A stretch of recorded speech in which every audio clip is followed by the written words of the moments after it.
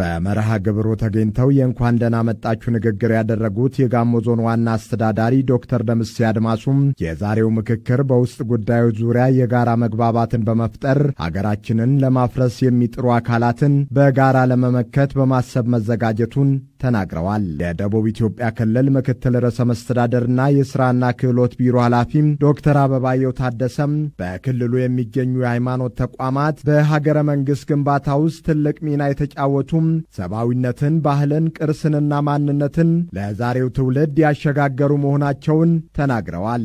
መንግስታዊ ሃይማኖት ወይም ደግሞ ሃይማኖታዊ መንግስት የለም ብሎ ስለሚያምን ነው።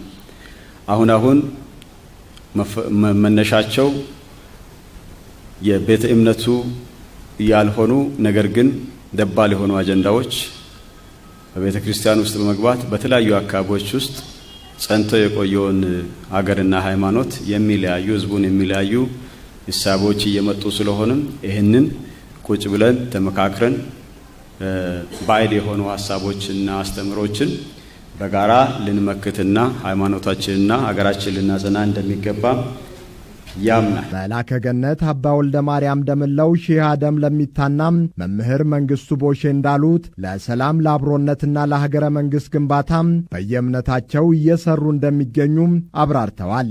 ሰላምን ከማስፈን አኳያ በልዩ ልዩ ሁኔታዎች ያልተከፋፈለና ለመንግስት ሁኔታዎችን ምቹ ሁኔታዎችን በመፍጠር ህዝቡ ራሱ አስተዋጽኦ ማበርከት አለበት። ከዚህ ባሻገር ደግሞ የየእምነት ተቋማት መሪዎች ለሰላም ዋጋ መክፈል አለብን ብዬ አምናለሁ። መንግስትና የሃይማኖት ተቋማት በልማት ላይ ተቀራርበው መምከራቸው እንደ ከተማችን ለክልላችንም ህዝቦች ተስፋ የሚሰጥ ነው።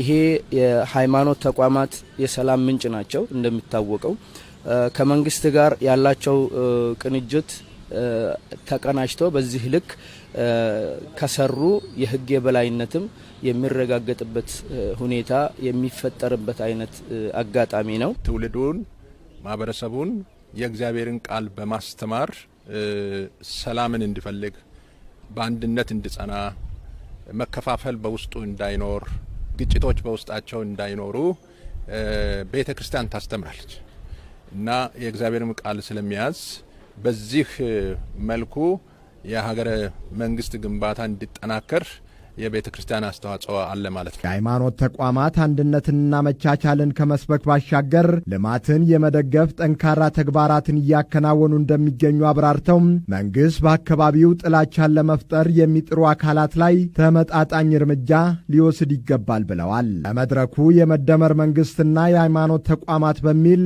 የሃይማኖት ተቋማት ለአንድነት ባላቸው ሚና ዙሪያም ሰነድ ቀርቦ ሰፊ ውይይት ተደርጎበታል።